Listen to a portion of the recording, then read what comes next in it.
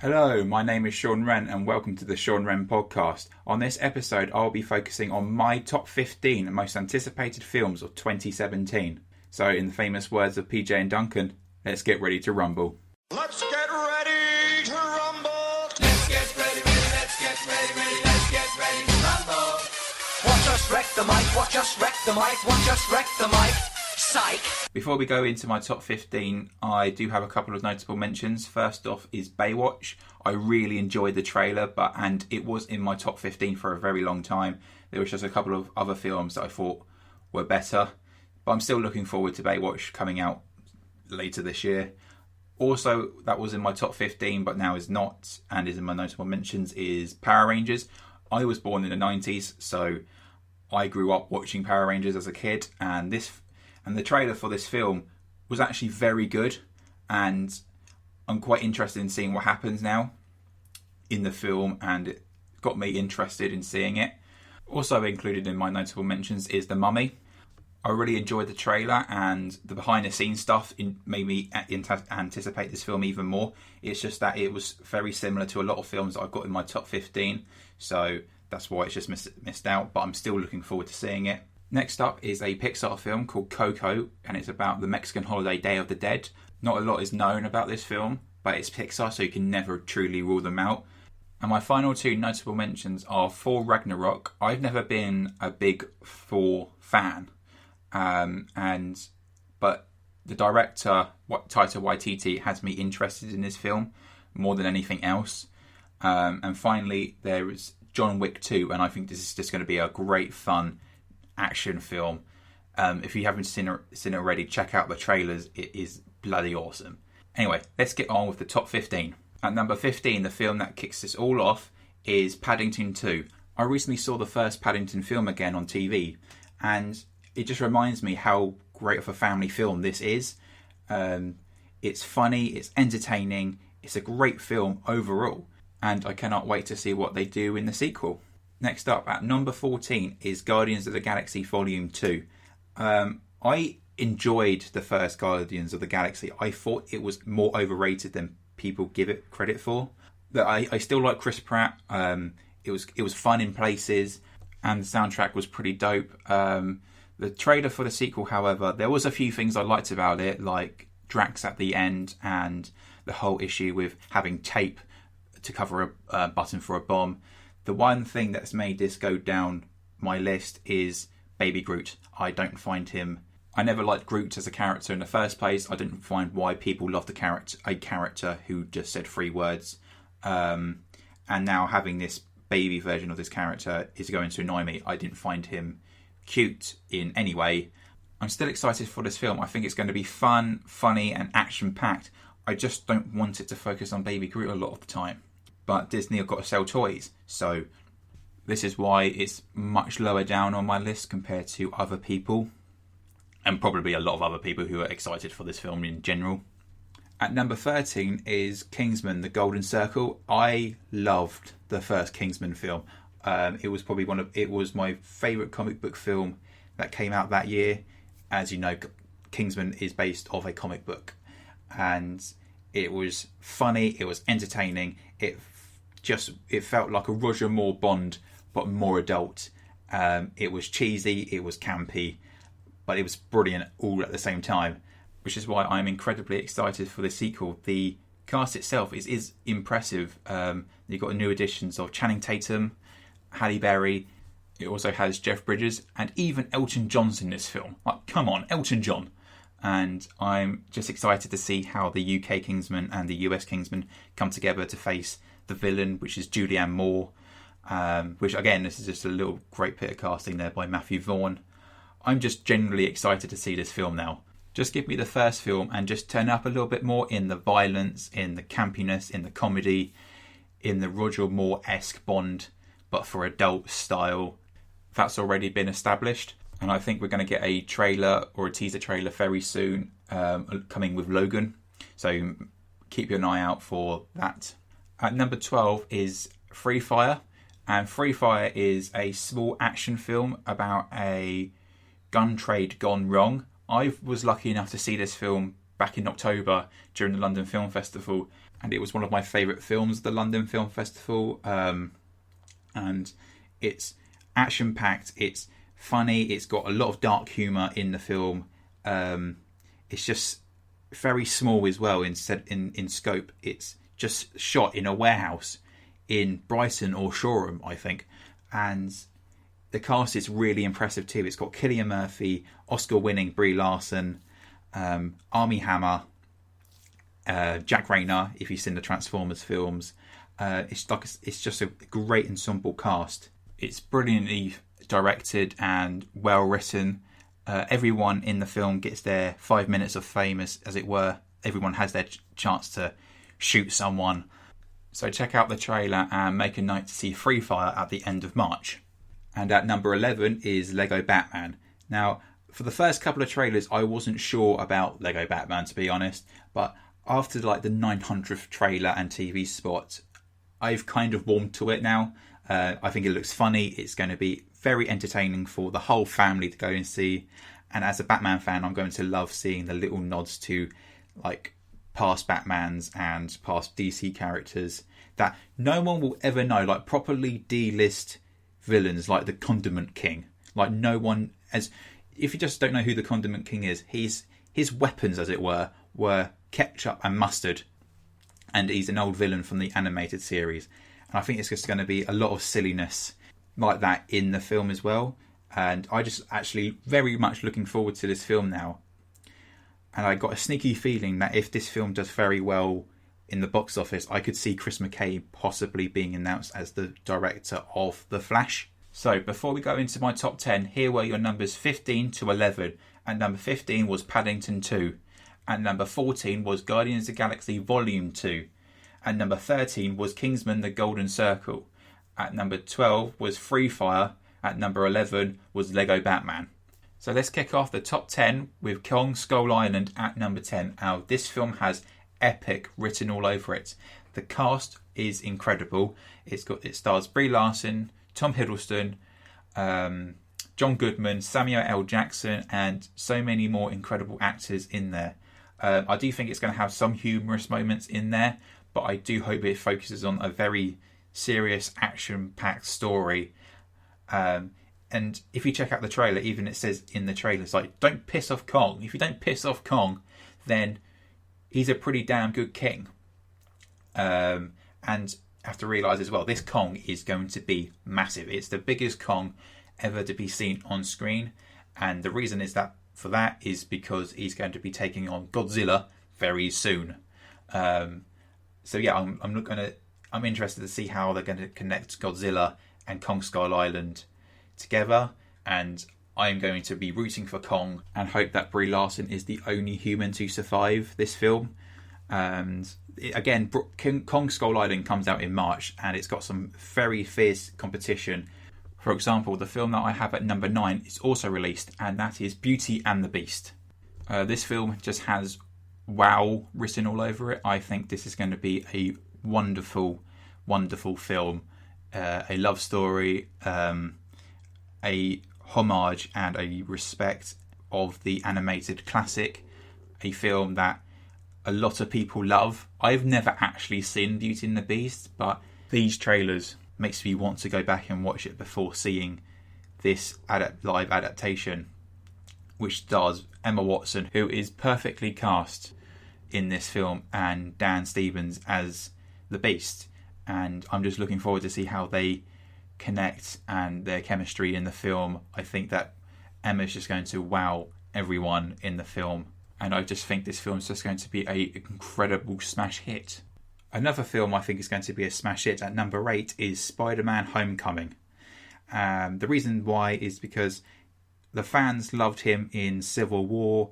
I thought his introduction was okay. Nothing for me at the moment to go, this is going to be the best Spider-Man ever. But all the signs look very convincing, put it that way. In the recent trailers, both the American and international trailers have shown two different vibes, but I think they're both going to match quite well. You've got the John Hughes-esque high school film and a little bit of a darker action film as well, with actual threats. The one negative I've always had against Marvel films is that the villains have been pretty damn weak, apart from Loki. But I think that's going to change with Michael Keaton as the Birdman. No, as the Vulture. It's an easy mistake. Let's move past it.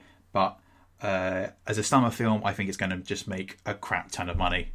I just need maybe one more trailer just to get an idea of what the story is. But I'm on board. It looked pretty damn awesome. I hope that Tony Stark isn't in the film a lot, and it's just focusing on Peter Parker and him in school, which is kind of an interesting take. And Tom Holland, for his credit, actually looks like a school child. Just give me the Peter Parker and Spider-Man that I knew from the animated series, and I'm a happy man. However, Spider-Man Homecoming will have some competition the week after, because War for the Planet of the Apes will be released, and that is my number 7 most anticipated film of 2017. The reason is because the trailer looked amazing. It looked like the final chapter of a fantastic trilogy. If you haven't seen the Rise of the Planet of the Apes and Dawn of the Planet of the Apes, please check them out, because they are amazing films. And they've been slowly building up to the Charlton Heston original classic. And this War just looks like a proper war film. And I think audiences will be going into this film rooting for Caesar against the humans. Woody Harrelson is the villain of the film, and I think we're going to connect to him in the sense that we can understand his point of view, but the way he's going about it is the wrong way. And who isn't just excited to see apes on horses? At number 6 is Logan. This is Hugh Jackman's final film as Wolverine, aka Logan. And the trailer got me incredibly hyped for this film. The use of the Johnny Cash cover of a Nine Inch Nails song was perfect. It was dark, it was gritty, it felt dirty in between your nails, kind of rough and raw. It is a Western as well, so this could be properly up my alley. And I'm just looking forward to seeing Logan as an old, angry man. Professor X, by the looks of things, losing his memory and becoming more unstable with his powers. And I think the buzz from the press and comic book fans will make this film this year's Deadpool, in the sense that it will be a box office smash. Not in the extent of Deadpool, but I think it's so different enough to what we've seen from superhero films recently that it could be a real smash hit. And I think James Mangold has done a brilliant job directing this final swan song to Hugh Jackman's Wolverine. We are now at my top 5 most anticipated films of 2017. But before we get started, let's run down the numbers 15 to 6. At number 15 was Paddington 2. At number 14 was Guardians of the Galaxy Volume 2. At number 13 was Kingsman: The Golden Circle. At number 12 was Free Fire. At number 11 was Lego Batman. At number 10 was Kong Skull Island. At number 9 was Beauty and the Beast. At number 8 was Spider-Man Homecoming. At number 7 was War for the Planet of the Apes. At number 6 was Logan. So my 5th most anticipated film of 2017 is Wonder Woman. I loved this character when she first appeared on our screens in Batman vs Superman. I think that Gal Gadot will do a brilliant job of bringing this character to life. The delicacy and the humanity and the strength of what this character needs to be today, because Wonder Woman is an important character, especially for the 21st century, and especially what's been going on around the world today. And I think Patty Jenkins has directed a film that looks incredibly beautiful and will have a strong message in it. The trailers have given out a vibe that could finally mean good things for the DCU. This could be the first film that is beloved by everyone seeing it, and will rate it highly by critics. And the fact that it's in World War One is interesting to me, because I'm guessing the villain is Ares, the god of war, using World War One as a setting, the Great War, the war to end all wars, is a poetic and smart thing to do. And I'm just hoping this film is the film that everyone wants it to be. I don't want to put too much pressure on it, but it's there. So just fingers crossed it's going to be a summer smash hit that will extend the run and will only get beaten by the time Spider-Man comes to our screens. My fourth most anticipated film of 2017 is Dunkirk, another war film that is important to everyone in Europe, especially in the UK and France. It's directed by Christopher Nolan, and this, as I said, this film is incredibly important to tell and remember those who sacrificed their lives for the life that we live today. People have to remember this happened before the Americans got involved and Pearl Harbor, and I don't think this is going to be a war film in the sense of Saving Private Ryan. There won't be no trenches. This is a rescue mission. This is an escape film. This is a human film, as it were, about the strength of the keep calm and carry on British strength that we have. And it's got another film that's got a fantastic cast. It stars Tom Hardy, Kenneth Branagh, Cillian Murphy, Mark Rylance, and Harry Styles. And I know a lot of film fans have been a bit irritated by the fact that Harry Styles is in this film, but if Nolan didn't see anything in him, then he would be nowhere near this film. So he's got to have something about him for this role. And I'm just incredibly excited to see this. It comes out this summer. I think it's going to be a nice palate cleanser, as it were. We're going to all cry and feel a little bit bummed out by the end of the film. But I'm hoping, as we also leave, we'll be full of hope, like we'll leave Wonder Woman full of hope. Now, my third most anticipated film of 2017 is a film that comes out next week, and that is La La Land. I don't think I love a film more than I've loved La La Land. It is magical. It is definitely a film if you want to believe in your dreams. It is a film that is beautifully directed. It is a film that has incredible music, fantastic acting by Ryan Gosling and Emma Stone, who I believe will win the Best Actress award come the Oscars, and I think she may have a chance of winning the BAFTA as well. There's not enough praise I have for this film. I genuinely love it. It's one of the best films of the 21st century. End of. And I implored everyone to go out and see it at least twice. The first time so you can go and be magically set into this world and hum the songs, but see it the second time and get emotionally connected to these characters, because that's what I did. I've seen the film twice already. The first time I was wowed and had the theme music in my head. The opening song will be stuck in your head and it won't be an issue. And then the second time I saw it, I cried at the end because I was now emotionally attached to these characters. So by all means, please see La La Land next week. Now we're at my top 2 most anticipated films of 2017, and I don't know what to do because I love both. I'm going to love both these films equally, and I love both films as a property equally. But my second most anticipated film of 2017 is Star Wars Episode 8. I loved A Force Awakens and I love Rogue One more. I'm incredibly excited to see Luke back and actually talking in this film and being a badass Jedi. I'm looking forward to see Rey grow as a character and see how her Jedi powers work, and hopefully see her heritage, possibly a Kenobi. And we will be seeing Obi-Wan in this film anyway, because it's his connection to Luke.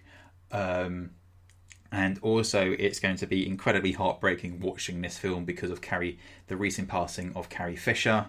And I hope it sends... I do think that Princess Leia will die in this film anyway, but I hope it's done in a way that will honour the memory of both Leia and Carrie Fisher at the same time. But the reason why it's at number 2 is because my number 1 film is a film that I've been wanting to see since I was a little boy, and watching the animated series in 2001, which is my number 1 most anticipated film, is Justice League. I know a lot of people have issues with Batman vs Superman, Suicide Squad, and Man of Steel, but I've loved all the films. I've enjoyed all the films coming out of the DCU. I think Man of Steel is a masterpiece. I think Batman vs Superman is a film that is growing on me more and more the more I see it. And Suicide Squad to me is just a fun summer action film that could be easily thrown away. But with Justice League, as I said, it's a film that I've been wanting to see since I was a child. The cast is incredible. The fact that Ben Affleck is Batman, and we're going to see the Batman that I think everyone wanted to see, who won't be killing people and has a moral code again. I think Zack Snyder's also learnt from his mistakes from Batman vs Superman. I think Warner Brothers has learned the mistakes from Batman vs Superman, and I cannot wait to see this film now. I have incredible high hopes, and I think those hopes will be taken even higher with the goodwill of Wonder Woman, released earlier in the year. I think audiences will leave this film incredibly excited to see Aquaman in his solo mission, because I have a feeling and hope that everyone will leave this film like praising Jason Momoa as a badass hero who takes no shit from no one, and most likely every man and woman will leave this film wanting to have sex with Jason Momoa. And I'm hoping that The Flash is something different to the TV Flash, and Ezra Miller will do a good job. I generally rate that actor incredibly highly. So yeah, fingers crossed, it is my number one most anticipated film of 2017. And if this film is a smash hit with both audiences and critics alike, I think this will be a real game changer for the DCU and Warner Brothers in general, competing with Marvel.